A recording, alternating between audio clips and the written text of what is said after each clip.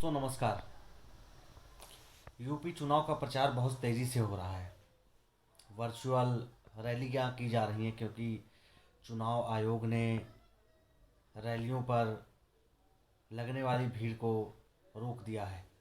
इसलिए वर्चुअल रैलियां की जा रही हैं पार्टियों के द्वारा। दोस्तों, आपको क्या लगता है कि इस चुनाव में भारतीय जनता पार्टी का पलड़ा भारी दिख रहा है या समाजवादी पार्टी का, या फिर कहें कांग्रेस का? क्योंकि मुझे ये लगता है दोस्तों कि भारतीय जनता पार्टी और समाजवादी पार्टी में कांटे की टक्कर होने वाली है इस बार। क्या भारतीय जनता पार्टी 2017 की जीत को दोहरा पाएगी? ये बड़ा दिलचस्प है दोस्तों, क्योंकि भारतीय जनता पार्टी के कई वरिष्ठ पदाधिकारी समाजवादी पार्टी में शामिल हुए हैं। कई मंत्री भी समाजवादी पार्टी में शामिल हुए हैं। कांग्रेस के कई नेता समाजवादी पार्टी में शामिल होकर समाजवादी पार्टी को मजबूत कर रहे हैं। ऐसा देखने को और सुनने को मिल रहा है कि समाजवादी पार्टी की ही सरकार बन सकती है।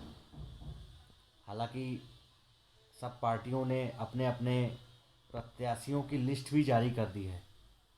वहीं पर कई प्रत्याशी नाराज भी हैं क्योंकि उन्हें टिकट नहीं दिया गया है। यहाँ तक कि बीजेपी में भी ये सुनने को मिल रहा है और समाजवादी पार्टी में भी, और कांग्रेस में भी कई जगहों से ये खबरें आ रही हैं कि किसी को टिकट नहीं मिला, इस वजह से वो नाराज़ हो गए। हालांकि पार्टियों में ये तो होता ही है। पार्टी हमेशा उसी कैंडिडेट को उतारना चाहती है जो कैंडिडेट जीत सके, जिसका पलड़ा भारी हो, जनता के बीच जाता हो।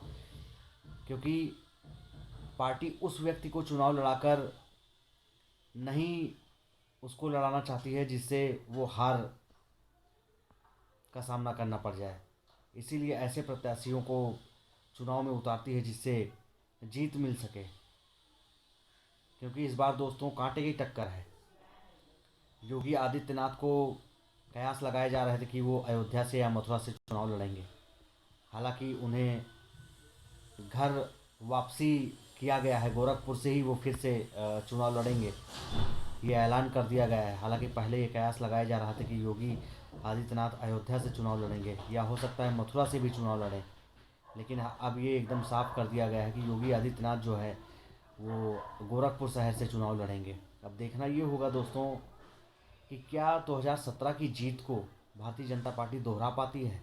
जैसा कि देखने को मिला है अभी हाल ही के दिनों में कि भारतीय जनता पार्टी में मंत्री रहे स्वामी प्रसाद मौर्य सपा में शामिल हो गए हैं और वो भारतीय जनता पार्टी को जड़ से उखाड़ देने की बात कर रहे हैं। अब ये देखना होगा क्या वो सच में भारतीय जनता पार्टी को शिकस्त दे सकते हैं। उनके कैंडिडेटों में इतनी दम है या नहीं, अब ये चुनाव के रिजल्ट के बाद ही पता चलेगा दोस्तों। क्या स्वामी प्रसाद मौर्य को ये लग गया था कि भारतीय जनता पार्टी हार रही है इसलिए समाजवादी पार्टी में वो शामिल हो गए? हालांकि उनकी बेटी अभी भी भारतीय जनता पार्टी में है। ये कैसी राजनीति है? बेटी भारतीय जनता पार्टी में है और खुद समाजवादी पार्टी में शामिल हो गए। उन्हें ये लग रहा होगा समाजवादी पार्टी की सरकार बन गई तो हम हैं, और समाजवादी पार्टी की सरकार नहीं बनी तो बेटी तो भारतीय जनता पार्टी में है, उसके माध्यम से तो काम होंगे ही।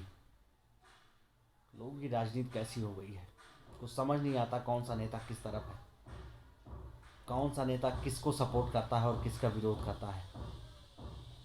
ये सब हम आपको बेवकूफ़ बनाया जा रहा है। इसलिए दोस्तों, इस बार का यूपी चुनाव बहुत सोच समझ कर दीजिएगा, क्योंकि हमारे आपके हाथ में सिर्फ चुनाव के वक्त ही जो होता है। उसके बाद कोई नेता नहीं आता कि क्या हुआ है गांव में शहरों में, क्या नहीं हुआ है। इसलिए हम आपको बहुत समझदारी से वोटिंग करनी है।